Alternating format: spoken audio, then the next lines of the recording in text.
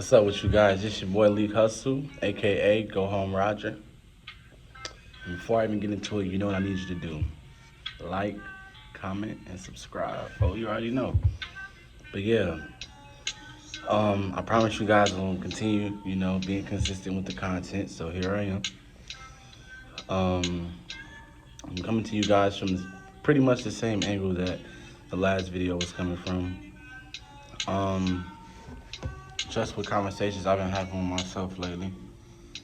And the question I've been asking myself the most is what do you do or what will you do when you don't get the results that you've been working for? It's the biggest question I've been asking myself.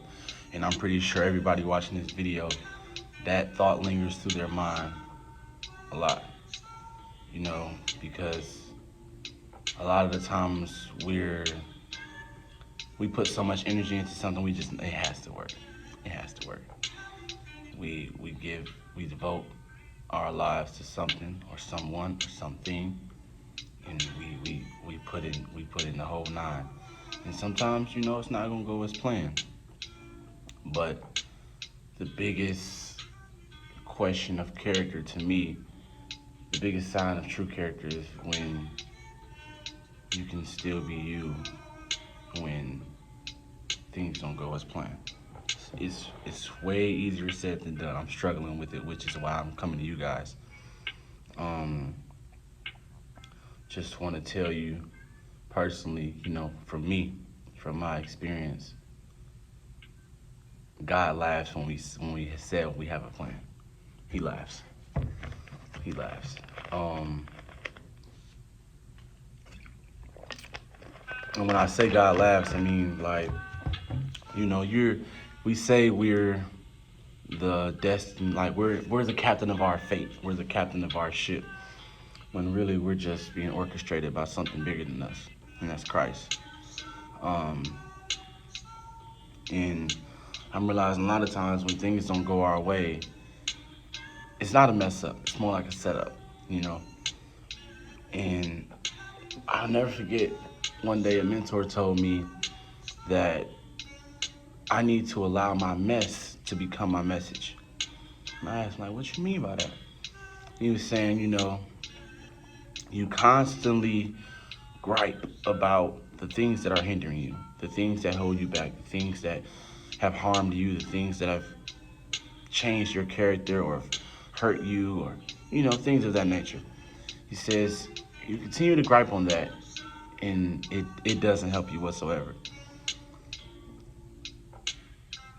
But instant change can come when you look at the glass as half full and not half empty. It's like, whoa. It's like, dang, I know I said that in the last video, but it's facts. It's Fendi, as I like to call it. But yeah, a lot of the times we sit in our funk and we like, dang, like this is really my life. Like this is really reality.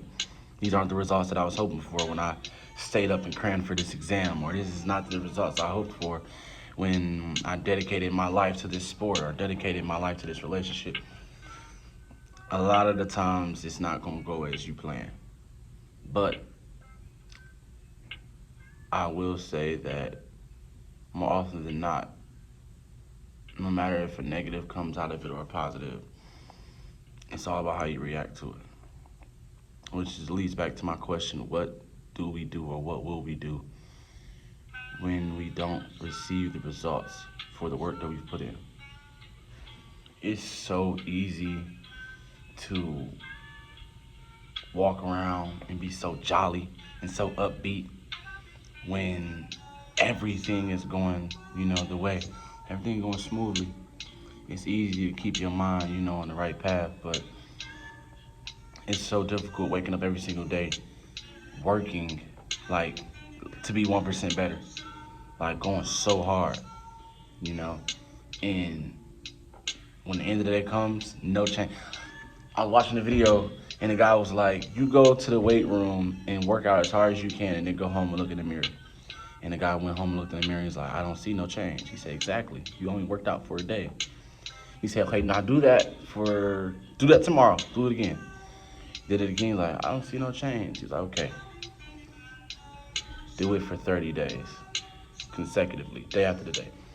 And he said on the 31st day, he looked in the mirror and was like, dang, like, it's a little tone in there. You feel me? And, I ain't got the man titties no more. I'm looking straight after 30 days of consistent work. And he told him that you felt down about yourself because you were expecting instant gratification and satisfaction for the work you put in. Life doesn't work like that. Life is long suffering. Whatever you do, it's gonna be long suffering. It's gonna be lots of blood, sweat, and tears put into anything that you devote your time to. And you can be working as hard as you want, but if it's not the season for your seed to reap harvest, it won't reap harvest. And that's totally fine because God's not saying that you'll never win. He's just saying the win that I have for you is much greater than you want it to be. So it takes a little bit more time, And, I got me a pros and cons list I wrote about myself, yeah. Because it get real, self-evaluation get real. And one of my cons, I was like, I'm very impatient. Like, I'm talking about it's bad. Like, and it's a joke in the black community where when like say like black people on the line after 2 minutes. Oh my God. Like, that's how I am. Like, that's the story of my life. I'm so impatient in so many facets of life that there's been times where I quit because I didn't receive the instant gratification or the instant satisfaction on what I was putting work into. But now I'm realizing, like, you never lose until you quit. You never lose. I noticed you never lose until you quit. You can get knocked down thousands of times. You can fail that test thousands of times. You can go after relationship after relationship. You could try to pass that driver's test and fail every time. But you only really fail when you say, you know what, I'm throwing in the towel. So it's like I said, it's much easier said than done because at the end of the day, our emotions fluctuate.